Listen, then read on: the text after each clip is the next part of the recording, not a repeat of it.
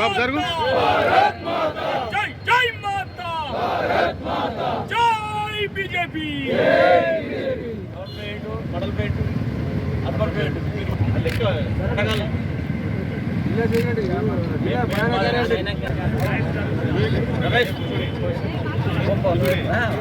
भारत माता की नरेंद्र मोदी गारी नायकत्व नरेंद्र मोदी गारी नायकत्व बीजेपी जिंदाबाद बीजेपी जिंदाबाद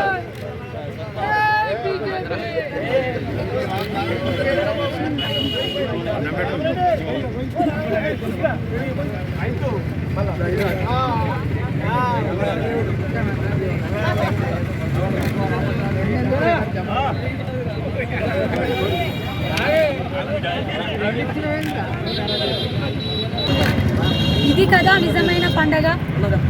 పుడమి తల్లికి అరవిందుడు తిట్టిన పసుపు తిలకం, పసుపు రైతుల దశాబ్దాల కళ నెరవేరిన రోజు, వారి కళ్ళలో అమృత బాష్పాలు కనిపించేటటువంటి రోజు.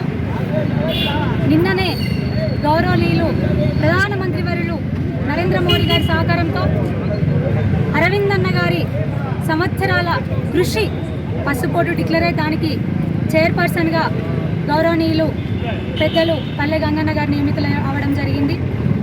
ఈ శుభ సందర్భంగా పార్లమెంట్ సెగ్మెంట్ మొత్తం నిజంగా చెప్పాలంటే తెలంగాణ రాష్ట్రం అంతా, కాకపోతే అరవిందన్న పట్టుబట్టి మాట తప్పని మడుమ తిప్పని నాయకుడు కాబట్టి పట్టుబట్టి తెచ్చిండ్రు.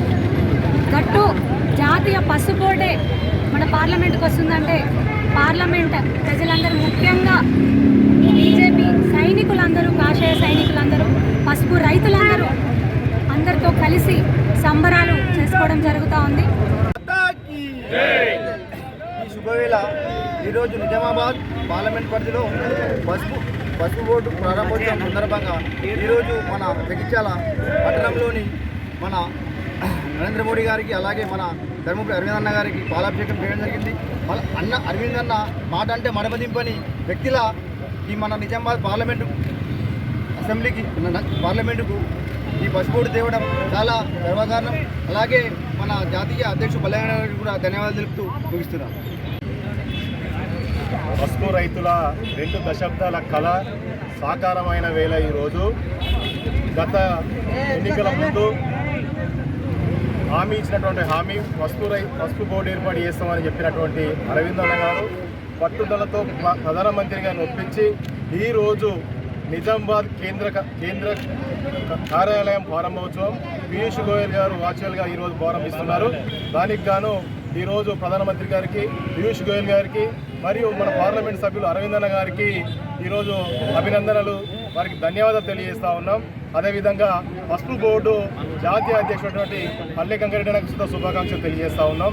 గతంలో అరవిందన్న పసుపు బోర్డు తీసుకొస్తా అని బాండ్ పేపర్ రాసిచ్చినప్పుడు గతంలో 10 సంవత్సరాలు హామీ ఇచ్చి ఎగబెట్టినటువంటి నాయకులు, అవహేళన చేసిన నాయకులు ఇవాళ చెప్పపెట్టు లాంటిది. నకిలీ బాండ్ పేపర్ అన్నారు, నకిలీ లీడర్లు అన్నారు, ఇవన్నీ చెప్పి గతంలో పబ్బం గడిపారు. ఈరోజు వారి పబ్బాలు ఉడికే పరిస్థితి లేదు. గతంలో ఎన్నో వాగ్దానాలు చేసినప్పటికీ కూడా చెయ్యకుండా 10 ఏళ్ళు అధికారం ఉండి కూడా చేయనటువంటి హామీని 5 సంవత్సరాల బోర్డును అనౌన్స్ చేసి ఇలా బోర్డుకు కార్యరూపం దాల్చిందంటే అది నరేంద్ర మోడీ గారి ఆధ్వర్యంలో మన నిజామాబాద్ పార్లమెంట్ సభ్యులు అరవిందన్న గారి ఘనత అని చెప్పక తప్పదు.